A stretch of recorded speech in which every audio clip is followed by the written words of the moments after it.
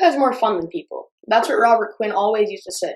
He loved people. He loved being around them and having a good time. Not surprisingly, his love of people is what led him to the armed services in the first place.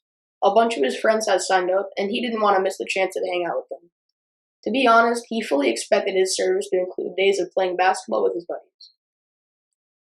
Robert and his friends from the Sioux were ultimately called to active duty in the Korean War. Robert didn't speak much about his experiences in the war, but he did share a few details with family.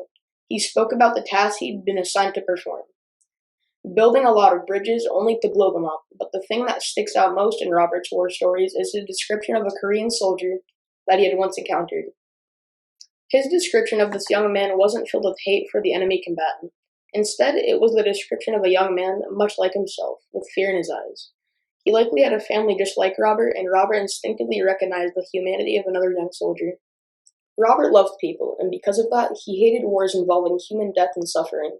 He recoiled at the sound of guns after returning to civilian life, and he spoke very little of his time in active duty. It should surprise no one that Robert enjoyed the social benefits of being a veteran, though. You could regularly find Robert hanging out with his friends at the VFW, continuing his quest to have as much fun as one can squeeze into a lifetime. This was brought to you by Jackson Quinn Andres, Robert Quinn's great-great-grandson.